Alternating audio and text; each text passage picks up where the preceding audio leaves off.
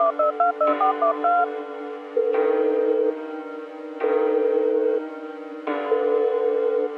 you doing? You alright, yeah? It's Black Hauler Radio. Make sure you hit the like button. Make sure you hit the sub button. Make sure you hit the share button. Free. Tommy Robinson's a free man. Live on X. If you come here, Tom. I look taller. Oh my God, you look great. What's this? What is this great hairstyle? How's Tommy Robinson been radicalized in prison? You've seen Homeland, that show Homeland. You've seen Homeland when that guy got radicalized in prison and he came out. Yeah, that happened to Tommy Robinson. Oh, you've now got. I've had short back and side since year 8.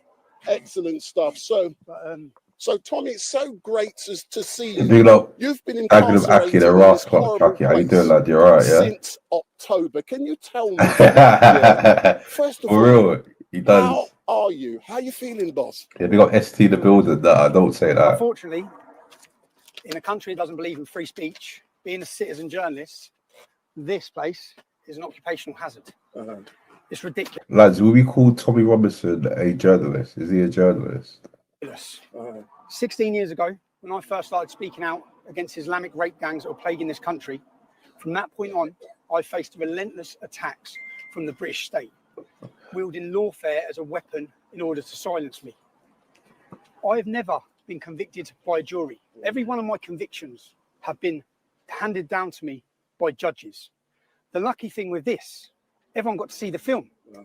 I have to say thank you to Elon Musk, because without X, if we didn't have X, everyone would just think I lied. No one would have got any other. He's right, you know. He's starting right, because in most platforms he's like cancelled, but on X, I think someone runs the page because even when he was in prison, they were still posting and they was doing like lives of like protests. So he's definitely got someone running this page for him. But yeah, on Twitter/X, there's just a lot of free speech, and he's been allowed to speak freely. So big up Elon Musk. The narrative. Fortunately, I think, 167 million people saw the truth. So that gagging order, these attempts at censorship, to silence, to cancel people, it hasn't worked. You've attempted to lock up the truth, and that truth has been echoed around the entire globe. It couldn't have been any more successful. I knew exactly what I was doing when I released that film. I knew I'd end up in there, and I also knew they'd give them every opportunity to pull every trick they wanted to, from messing with visits, to messing with phone calls, to messing with food. I knew that. But I made the decision to release that film because the British public deserved to see the truth. For too long, since the start of my activism in 2009, police raids, court cases, I actually... Is Tommy Robinson an activist?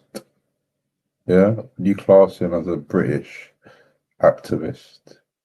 Thought when I walked out of here this time, it would be the first time since 2009 that I haven't been awaiting trial or prison. And bang, I'm awaiting trial and prison on multiple cases again now. But I've watched from... Romeo must be over the moon, Romeo. He must be over the moon, Romeo and Peter, that Tommy Robinson's out. Yeah, Nigel Farage, she's going to change everything. The start of my activism, first of all, I saw Gert Wilders. Yeah, we got Nixie in the building. With hate speech laws and prosecutions. I've looked in America. This is the playbook that's played out across the entire globe. If we look in America, look what they've done to Steve Bannon. Look what they've done to Alex Jones, £1 billion. Donald Trump would face the rest of his life in prison if he did not win that election. Look now recently with Marie Le Pen. They've stopped their standing. Look at Katie Hopkins in our country. They took her home. They took her family home. Lawfare has been waged against anyone who has challenged the globalist narrative, challenged open border, even challenged vaccines, any of it. They come at you from every angle. They got Agent X in the building. Unfortunately, if Elon Musk did not purchase X, I don't think that people understand the importance of it. If he didn't, you'd have been lied to about this entire case. If you go on my Wikipedia page and read all my previous convictions, this would have been another one where they'd have told you I lied. That again, what did you see? If you're one of the people that watched that film, you might not have believed me before. You may have hated me based on a narrative spoon-fed to you by a media who want to tell you who we are. They want to tell you how to think. And I knew in that documentary, that painted a far bigger story than me. That was a story of any whistleblower, anyone You've seen in my film how they silence people, NDAs, bullying, intimidation, scare tactics, and even attempts at prison. But one positive, even General Flynn, look what they've done to General Flynn in the United States. Everyone has faced it, but I'd like to take a positive rather than continue negatives. What is the positive? Did their gagging order work? Did it work? 167 million people saw that film. Do you know the moment I had in the first week of January? Because this could have gone the other way. That I could have released that film. They could have managed to censor it, which they did off all other platforms. There's only X and Rumble. They're the only ones that they're not able to control. If Elon hadn't have bought it, no one would have seen that film. He's been radicalized. Everyone had been lied to him. Instead, 160. You seen Homeland? That guy, it was in the army, he got captured. And then he was captured for years. And then he came out, they rescued him, quote unquote rescued, but he was radicalized. He was playing both sides. 67 million people saw the truth. You saw how they weaponized the judiciary. You saw the corruption, the blatant evidence of the corruption that no media, no journalists have spoke about. And then the Attorney General made it clear I was going to face continued prosecutions. I would have had indefinite prison sentences for a film as a journalist. But the best moment for me when I was in there was when I heard that Elon Musk had shared the Rape of Britain documentary. The Rape of Britain documentary series is the most important work I've done. They have attempted, before my activism. Who was that bird again in Homeland? He was shagging all the people. I forgot her name. But she was a right slapper, but she was doing it for higher promotions. In 2009, they'd successfully, for decades, covered it up. Who had covered it up? Politicians, police forces. In every constituency where those gangs had raped, they'd successfully managed to cover up. Now, the truth is out there. There is no amount of lawfare that can keep it hidden. Everyone knows what's happened. If you remember, Tommy, the last time I saw you was on the 6th of January when I visited this prison. And on that day, I was with someone else. Yeah, I was with. And if you remember. Yeah, they got everyone tuned in. Like, just join, hit the like button. If you ain't sub, and share the stream. All of that. At that time, you was in segregation. Since then, people have moved into the same unit you were in. How has that affected you? So I haven't seen anyone who's moved into that unit. So when I come into this prison, there was 6. They gave me 40 cells. So we keep hearing about prisons being full. When I landed, I had 16 cells, and then I was taken to. Do you know what I've done? I've had the best opportunity. People. I remember the riots when it was going on. I told this story many more times, but I've got quite a lot of subscribers now. So most of the new people haven't heard this story. But last year, when the riots were going on, I had a little thought in my mind because I was going to review the riots. But before I'd done my live, I sent a DM to Tommy Robinson. And guess what? He responded. He really responded. And he gave me his number. But I saw it late. I literally saw it after my live. And then the next day, that's when the riots fully kicked off. And Tommy Robinson, he was booked and busy with Sky News, that news, this and that. He didn't have time for the little old black caller. But who knows? He's fresh home now. Yeah, Black Caller Radio has grew. And maybe he will come on Black Caller Radio and have a few debates about guys with beards. Who knows? I've had 7 months of interviewing staff. Yeah. I've been on the separation centre. That's where I was having my days. When you come and visited me, it was the first week of January, right? That's right. I was elated because I knew that this had been successful, that the public had seen the truth, that they could be lied to no more, that more people around the entire world were talking about the rape of a generation of our daughters, which has been facilitated and accommodated by our government. So, yeah, I'm just... On the 5th of June, you will be appearing in Westminster Magistrates Court charged with an offence. And what do you have to say to all of those people who will be coming down on the day to support you? You saw how they politicised the courts and the judiciary against me. But what you saw last summer was Keir Starmer, and it's now been proven as lies. When the riots started, Keir Starmer came out and said it was the far right it was the English Defence League. That's what the police and the government has said. Now, we now know, it's proven, there was no far right. There was no English Defence League. The English Defence League ended a decade before it. But what the bigger picture is that the mainstream media act as a weapon of our state. So when Keir Starmer said that, journalists from the Daily Mail travelled to my family holiday, where I was with 3 or 4 other innocent families enjoying a break. Was a bit They harsh. photographed my family. They run a headline saying instigating riots from his sunbed. Now everyone knows there's no Instigating riots from his sunbed. But as the government was spreading one lie, the media step in to push that lie to the whole world. 10 million views that had. When that article went out, they photographed my children. They photographed my ex-wife. My family have death threats and serious threats of harm against. Ex-wife. Did Tommy Robinson get a divorce? Who knows? They gave the location of where they were. That's not journalism. It's harassment, it's persecution, and they put a target on my family's back. And at that time, when they were blaming the far right, everyone saw how the courts were weaponized over a 48-hour period, where angry British citizens, justified anger, because £15 billion has been spent housing men who have invaded this nation. Many of them have left those hotels to rape, commit terrorism, sexually assault. So the public are angry, the public are frustrated at what's happening in their country. They weaponise the courts. They locked up grandmas, granddads, mothers. These buildings are full of violent criminals. Lucy Connolly's not a violent criminal. Lucy Connolly made a statement. She was angry. She deleted it and apologised. She got 3 years. If you watched my film, you saw Antifa extremists come to my family's home, threatening to murder them. Within a week. They politicised the courts. They politicised the judiciary. That was to scare you, to scare the public into it, and to intimidate them into silence. That was the purpose. That was their goal. That's what their goal was. Have they been successful in doing that? I want to talk about the United Kingdom on the 13th of September. I've come out of here. There is a war being waged on Britain, and it's being waged by our leaders, and it's a war against free speech. Our weapon is free speech. They can't allow it, because if everyone can exercise their free speech, if we have platforms, he's been turned. Speech, we can. That's what I'm telling you, people. He's been turned. Give it 6 months. You'll be seeing Tommy Robinson doing interviews in Moss, saying, "Oh, they're not all that bad." Highlight their abuses. We can highlight their corruption. On the 13th of September, we started organising United Kingdom rallies. I think the last one had over 100,000 people. We want to hold a free speech festival in London as a show of defiance. And at this free speech festival, that's a good question. So why I contacted him, because I saw him on a podcast called Really the Most podcast.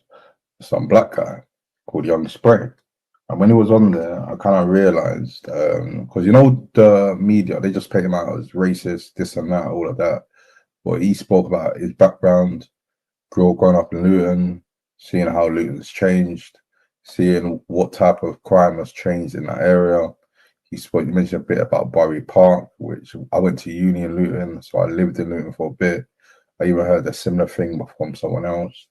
So yeah, I'll just ask him, just question it, but I will debate with him, because I don't agree on all his points. With some of his points, I get why he thinks that certain things. I don't agree with all his points, but with the media just put him as racist because he's passionate with his views. So yeah, like if I did have him on, it would have been like a good conversation, a good debate. Be United Kingdom /MAGA/Mega. United Kingdom, because people, and I'm sorry in Scotland, I'm sorry Wales, I'm sorry Northern Ireland, or City again, it has to be. People coming from every corner of the globe, speakers from Australia, from Canada, from America, from Denmark, from Germany, from Holland, from Poland. We're not just United Kingdom, we're uniting the world. And London. Yeah, they got Rashmore in the building. How you doing, Rashmore? I was at Rashmore's stream. Was it this month or last month?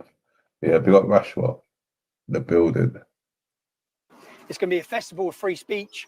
It's going to be a day of celebration to celebrate our weapon and to celebrate what they hate most, which is free speech. So if I can do 7 months in there, speech, you can do a day in London, 13th of September. Book your travel, book your hotel. Bring your families, bring your smiles, bring your flags. If anyone's been to the last ones, they're amazing days out. They're brilliant. So get yourself there. That's my message, is that And my final question, and Tom, those journalists, Yeah, those journalists, that's right. They come, they follow my family, they put a target on their back, they dock location. Wait, so then is that thing freezing or was it this? Question, and Tom, those journalists, where you was on those journalists, that's right. they come, they follow my family, they put a target on their back, they dock. Yeah, yes, this is the stream. So then Quick side note. People were talking about Tommy Robertson. Looks like he converted. They might be a Muslim. Yeah, because even in the chat, people would say look like the burglar in Home Alone. But let's see if he's still keeping up with that appearance.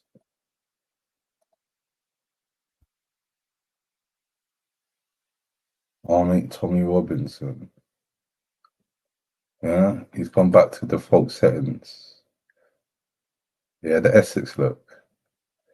Yeah, the geezer look. Yeah, the 2 pints and a packet of crisps look. all of that. Did he go to a Turkish barber? Is that a Turkish barber? Because a lot of Turks are Muslim. Did he get a lovely Turkish trim? Do you know? But big him up though. Challenge them. I just couldn't. All my tweets are there. I said, I'm going to come and find you and I'm going to question you. Yeah, I'm going to come. I said, I'm going to come knock on your door. They wouldn't answer the phone, I'm going to come knock on your door. So if you followed my story in the last 18 months, just in the last 18 months, I went into London to attend an anti-Semitism rally and I was targeted by the police as a journalist. I was violently attacked. I was pepper sprayed at point blank range. Then I was arrested. I was charged. Peppered. For 6 months, I was banned from my capital city. It cost £40,000. We won the case. The judge found. Banned from London? Well, oh yeah, it must be London. That everything they done was Last week, Luton is not a capital, man. unlawful. No one gets punished on their side. I had 6 months not allowed into my capital city. Not a city. I didn't get the £40,000 back. We didn't get any of the money back. We had that. Now, I've just had an 18-month prison sentence for making a documentary as a journalist. 18 months in prison. Counter-terrorism. Counter-terrorism detained me the day after a £100,000 celebration. I was detained under counter-terrorism legislation where they told me, we don't suspect you of any crime. We know you're not a terrorist, but we want access to your mobile phone. I refused to give them access to my mobile phone because as a journalist, where I believe in free press and a free country and free speech, I don't believe the state have the right to intrude on who my source of information are. So I was charged and prosecuted with counter-terrorism. Now, the reason I have such a target on my back all comes back to the rape gang scandal. Who's the head of counter-terrorism? I think his name's Dukes. He was the same police officer who was in charge of the Rotherham scandal from 2006 to 2010. Rotherham's coming up again. Rotherham. Yeah, he's been to Rotherham. Allegedly, it's a dodgy area. He was in charge of allowing Muslim men to rape their way through that town, raping all those girls. He's got dirty hands. So now he's in charge of counter-terrorism. So counter-terrorism legislation is used to prosecute me. I'm back on trial on the 13th of October facing prison for not giving them access to my phone. And now, on the 5th of June, I have to go to court, which they come in last week, the Metropolitan Police Force again, because I said I'm going to question some Daily Mail journalists. The Daily Mail journalists that lied saying I instigated riots, that gave the location of my family and showed the images of my family. For daring to say I want to question you, I now face a 10-year prison sentence for that. And Keir Starmer has the audacity to sit in the Oval Office and talk about free speech and lie about free speech to J.D. Vance and President Trump. There is no free speech. The best thing about this is everyone in every corner of the globe knows Britain is a total embarrassment. They are traitors to our forefathers who sacrificed everything for freedom, and they're taking it away, not from me. This isn't about silencing me. Every part of this is about stopping you. It's about censoring you. They don't want you to see the truth. They want to control you. They want to tell you how to think about me, how to think about everyone, everything. And what we saw with the United Kingdom rally, as people were massed in their 100,000, and what you've seen with the recent election, is the public are awake. And the mass awakening has happened. It continues to happen. The more they target us, and to the establishment or the people making these decisions with these court cases, it's stressful, but you've given me another opportunity. When you come to me for this film, it had 200,000 views. It's now on 167 million. You're going to awaken more people because all I'm going to do is piece together what you've done, your lies, the attacks that the media have done. And the public are going to see it. So even if you send me to jail again, you don't control every social media anymore. You no longer have the monopoly. You used to attack us like this, and no one would be able to see the truth. No one would be able to watch these videos. Instead, now people are going to be able to see it. People can watch it. Again, I'm looking forward to September the 13th. I'm looking forward to getting back to my family. They know, I said, like, they know what locking someone up. I spent the entirety of that sentence on solitary confinement against the advice of the medical teams in that prison, against the advice of independent medical teams that come in, against all of it. Do you know who's not on solitary confinement? Axel Cabana. Not spent one day on solitary confinement. Salman Abdi's brother. Do you know when that attack happened in Franklin? There were 7 of them. Anjem Chowdhury was one of them, Salman Abdi, and 5 other jihadists.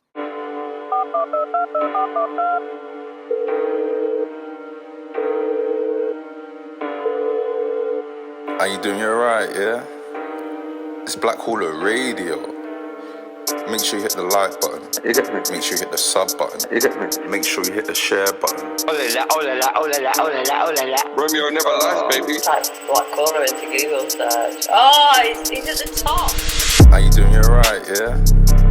It's Black Hawler Radio. Mind games. Art. How you doing? You're right, yeah? It's Black Hawler Radio. Make sure you hit the like button. Make sure you hit the sub button.